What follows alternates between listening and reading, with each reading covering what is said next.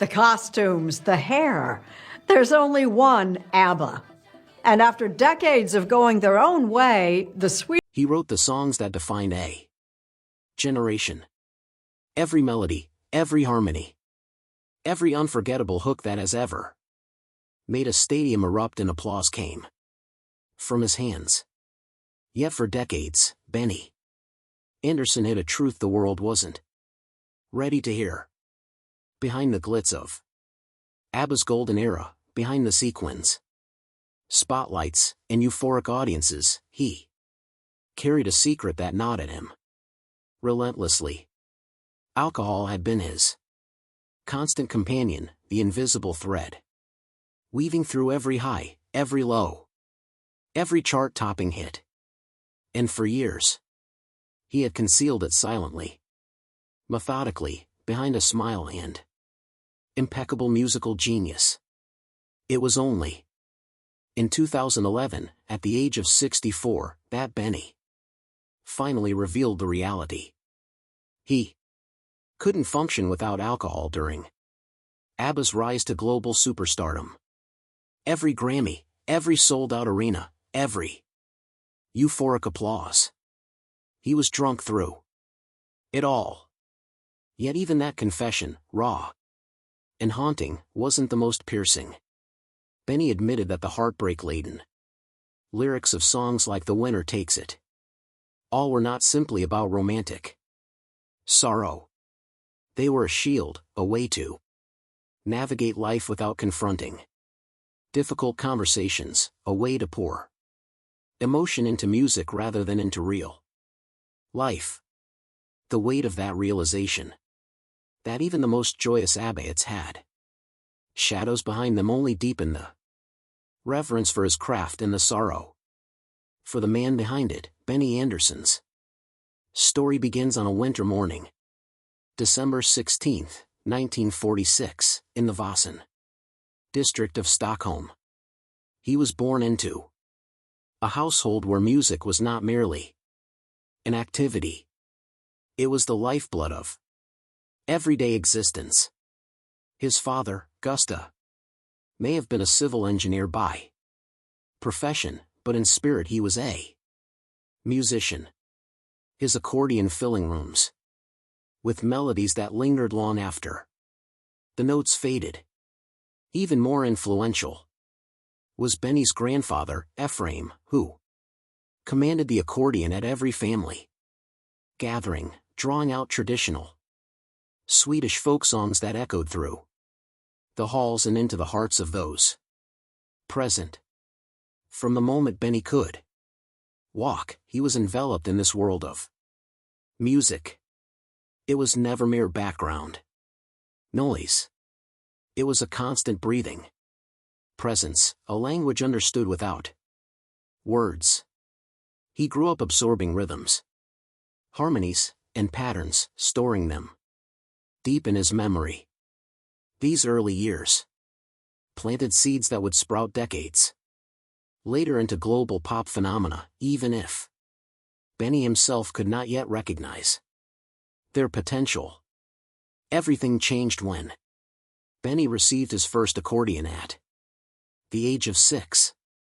To most children, an instrument might spark curiosity for a day or a week before being abandoned. Not for Benny. From the very first note, obsession set in. He joined his father and grandfather for evenings filled with folk melodies, each session stretching long into the night. This was no mere play. It was education, immersive and relentless. Through these family sessions, Benny learned that music could narrate stories, express emotions words could not, and build connections. Invisible yet undeniable. Waltzes, pskas, schottisches. Each rhythm was etched into his very being, forming the foundation of a musical vocabulary that decades later would reverberate in ABBA's songs in ways subtle yet unforgettable.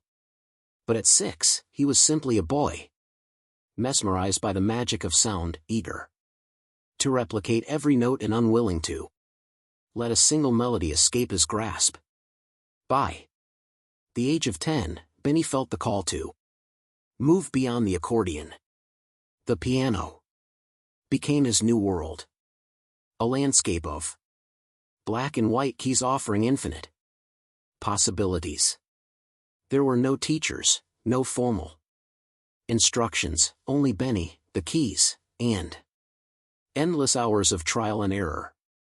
He learned by ear, deciphering the notes from songs on the radio and reshaping them into his own interpretations.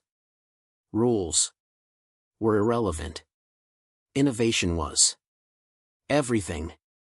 Day by day, he sculpted his own style, blending the structured logic of classical music with the warmth, soul, and improvisational freedom that folk melodies had gifted him. This experimental, self-guided learning gave him an unparalleled versatility, an ability to traverse musical landscapes with ease. This unique hybrid, nurtured in the quiet hours of solitude, would later become ABBA's secret weapon, giving hits like Dancing Queen and Mama Mia their indelible charm and emotional resonance. At 15, Benny made a choice that would define his future irrevocably. In 1961, he walked away from school, leaving behind the safety of conventional life for the uncertainty of music. For most teenagers, school represented preparation, discipline, and the structure of growing up. For Benny, it represented a cage, something that kept him from chasing the only path he could envision for himself. He began performing in youth clubs across Stockholm, particularly in the suburbs, honing his craft before audiences who might not yet recognize genius, but instinctively sensed it. He was still young, still inexperienced, yet already there was an unmistakable intensity in the way he approached music. Each performance was not merely entertainment. It was training, a rehearsal for the grand stages that awaited him. Word of his talent began to circulate. Local bands, producers, and fellow musicians took notice of his skill, his flair, his ability to hold a crowd not through showmanship alone, but through the sheer force of his musicality. In a society that frowned upon those who strayed from conventional paths, Benny was reckless, ambitious, and unstoppable. During these formative years, Benny also experienced the complexities of early love and parenthood. He met Christina Granville, a fellow musician, and their connection was swift and undeniable. By the age of 17, Benny was a father to their son, Peter. 2 years later, their daughter Helen was born. While his peers were navigating adolescence and early adulthood, Benny was balancing diapers, late-night rehearsals, and the demands of a burgeoning career. It was grueling, overwhelming, and yet formative. The weight of responsibility forced him to develop emotional depth, resilience, and a keen sense of empathy, traits that would later infuse his songwriting with profound human insight. The love, guilt, and joy of these early years found their way into his music, allowing him to translate personal experience into universal emotion. Everything shifted in October 1964. Benny, still working a day job as a bank clerk, met Svina Hedland, lead singer of the popular Swedish band the Hepstars.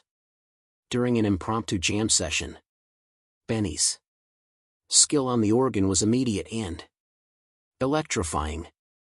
Within days, he officially joined the band, bringing a rare Combination of classical knowledge and raw instinctive energy. The Heap Stars were already riding a wave of popularity, but Benny's presence elevated their sound, adding complexity without sacrificing rhythm or energy.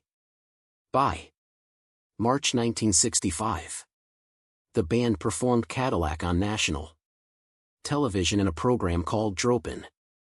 Over 1 million Swedes tuned in, captivated by Benny's electrifying organ performance and the band's charismatic energy. Suddenly, the quiet, determined teen had transformed into a national icon. Cadillac sold over 80,000 copies, a staggering number in a country dominated by British and American acts. With each note, Benny's reputation grew. He was no longer just a talented musician. He was a force shaping Swedish pop music itself. Not content with performing, Benny began exploring songwriting. His first original composition, No Response, marked the start of a creative journey that would soon change Swedish music forever. By 1966, Sunny Girl became his first major hit, topping charts and selling over 50,000 copies. Its delicate melancholic undertones captured the uniquely Swedish essence of longing and melancholy, while its universal appeal demonstrated that Swedish pop could resonate far beyond its borders. Between 1964 and 1969, the Heap Stars dominated the Swedish music scene with Benny penning hits such as Wedding, Consolation, She Will Love You, and It's Nice to Be Back. These songs didn't just sell, they became part of the nation's cultural fabric, cementing Benny's status as a musical visionary. By 1967, the Hebers had sold over 400,000 records, an unprecedented feat in Sweden at the time, and Benny's songwriting genius was at the heart of it all. On June 5, 1966, a fateful encounter occurred that would eventually change global pop music forever. Benny, touring with the Heap Stars, met Bernal Vivios, 18, who was traveling with the Houdini Singers in a quiet park in Linköping. The two young musicians sat on a bench with their guitars and began casually playing Beatles songs together. What seemed at first an ordinary jam session soon revealed the alchemy of two creative minds in perfect sync. This meeting would mark the beginning of a partnership that ultimately led to the creation of ABBA, one of the most successful pop acts in history. Together, Benny and Bern would sell over 400 million records worldwide, crafting songs that combined infectious melodies with emotional depth, bridging gaps between pop, folk, and classical influences. That same park bench today has been immortalized. Sit there long enough, and the strains of ABBA songs play as if the world itself remembers that first magical meeting. The story of Benny Andersson and ABBA begins in earnest as the 1970s dawned, a period of both exhilarating creativity and hidden struggle. After joining forces with Bernal Vivi's, Benny's compositions gained a new dimension.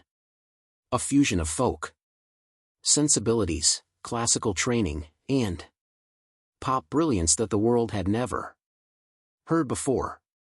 With Agnia Feltsk and Annie Fred Lingstad completing the quartet, ABBA was born. A band that would redefine pop music and global entertainment.